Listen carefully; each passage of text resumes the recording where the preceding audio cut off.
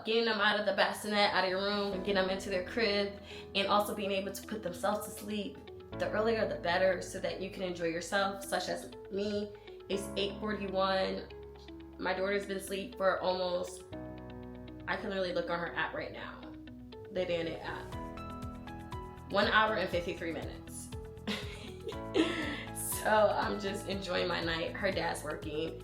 It's just me now creating content and enjoying myself. And I've been able to do that for honestly the last 6 months, and I've enjoyed it. And I really just honestly catched up on like TV shows and relax and breathe and help decorate our new house. Hi you guys, I am Dr. Ross. Thank you so much for tuning into my YouTube channel. As you guys know, I have a almost 10-month-old baby, and since she was 3 months old, sis has been sleeping through the night and literally sleeps on average about 10 to 12 hours, and more so the 12 hours. Sometimes we get the outliers of 14 hours, which is like amazing, but I just wanted to start to share the technique that I've used to be able to teach parents how to be able to sleep through the night and get their kids to sleep train. And being honest, as a caregiver and a parent, it's essential that we get our sleep. It is nice sometimes we can have grandparents to come and help out, and we can afford a nanny or a nighttime doula. That is so amazing. But the reality is that majority of people can't afford that. And for me, with my first time child, absolutely we could afford it. But I wanted to enjoy, honestly, taking care of my baby and want to see how it was as a pediatrician and things that I've learned. How can I implement it on my child? And for me, I really feel like I did a really great job. Or let's be honest, I just probably have a really good child. Like, she's really, really good. But I also want to pat myself on the back. I think I really did do a lot of research, and I implemented a lot of things that I learned from being a pediatrician, but also things that I had to research outside of it, which one of the things was honestly sleeping techniques. That is something I did not really learn as a pediatrician. I don't know if a lot of pediatricians learn that, but we really learn about healthcare and medical disorders. And sleep training your child is not one of them. I'm pretty sure if someone goes into a fellowship for sleep, I think it's sleep study or sleep medicine fellowship, then they probably learn it. But as for me, I didn't. So I didn't really learn I didn't learn it in my training. So I had to do a lot of research because I didn't learn this throughout my medical training. I didn't. And again, if someone possibly did a sleep study fellowship, possibly, or sleep medicine fellowship, they possibly learned it, but I didn't. So I didn't learn any techniques of how to sleep train my child. And so once I did research, I had to do something that would be helpful for my child, but also at the same time being sensitive to myself as a mother. And I had to be really aware that hearing my daughter cry brought a lot of emotions out of me, and I couldn't just listen to her cry and do the cry it out method. That just wasn't for me. I don't want to hear my daughter cry. She really does cry. So when she cries, she wants her mommy or her dada. And I want to go to my daughter and I'm going to comfort her.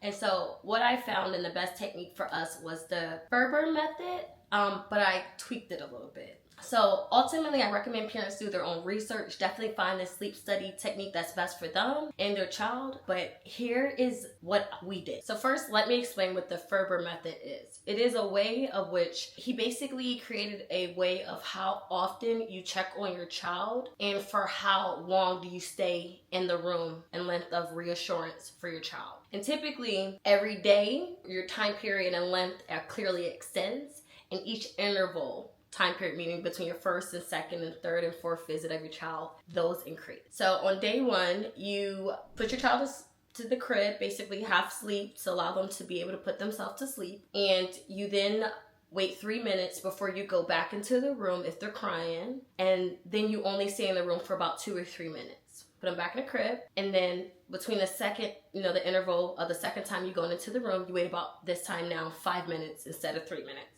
And then again, your interval of being inside the room of reassurance your child is about 2 or 3 minutes. And then if your child's still crying, you wait then from 5 minutes to about 10 minutes now to then go in and reassure them. And again, you only stay in the room for about 2 or 3 minutes. In each interval, you wait longer length of time before you go and check in on your child. And then you only stay in the room about 2 or 3 minutes length to reassure your child. So we kind of went off of that Ferber method, but I tweaked it because, being honest, I can't wait 10 minutes to hear my daughter cry for 10 minutes. I can't do it. I would literally cry for my daughter if she's crying. So 10 minutes for me was a lot. So what we did is that we put her down. We waited about 2 or 3 minutes the first interval before we went to go see her. And then again, we still only stayed in the room about 2 or 3 minutes. We still used that reassurance time period of 2 or 3 minutes in the room with her to let her know we're still there, but we're not going to stay that long and you got to be comfortable and start to go to sleep on your own. But so the first interval we only waited about 2 or 3 minutes. Second time we went to go see her, I only waited about like 4 or 5 minutes. Then,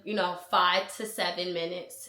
And 7 to maybe 8-ish, 9 minutes. I did not go past 10 minutes. And that's all we did.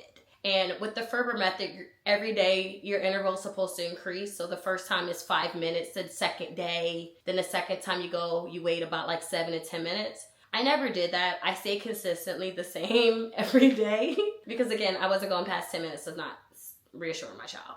That just wasn't what I was going to do. And for us, it worked. Our daughter, again, she's a really good child, and we really did develop a really good bedtime routine. And for us is, I always say bath, bottle, bedtime story, bed. And that is what we've done for her since she was literally about 2.5, 3 months. And so we do that first. And so by the time she's already had her bath, got a nice little massage, lotion down, hair combed and brushed through, she got her nice warm bottle. Now we're in a rocking chair and reading a bedtime story. I'm shaking her and patting her. She basically really falling asleep. And so once I'm done with that bedtime story, I lay her in the bed. Sis is kind of half asleep by then. And so for the first night, she kind of was like, what?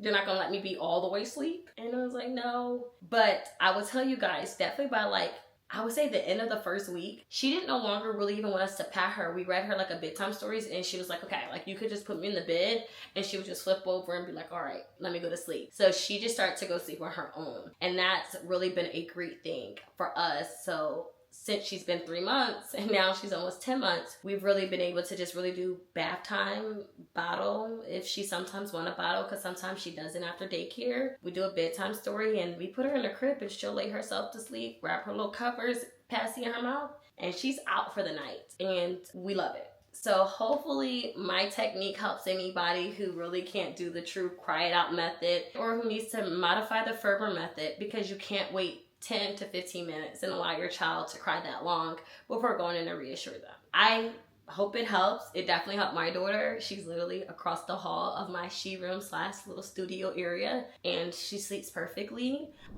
We also do use a white sound machine, which is super helpful. But overall, I hope this helps somebody. Definitely make sure you send it to a new parent or any parent you know, expectant parents, grandparents, anyone, caregivers, and hopefully this helps them. Don't forget to hit the like and subscribe button below and turn on your notifications, because I want to help parents this year. That is my goal, definitely for 2025. So I'm starting now at the end of 2024, and hopefully everything that I've learned my first year with my daughter, I can help any new parent or expecting parents and our caregivers. So definitely hit the notification button, because you don't want to miss any of my tips I give this year. It's going to be super helpful. Thank you guys so much for tuning in.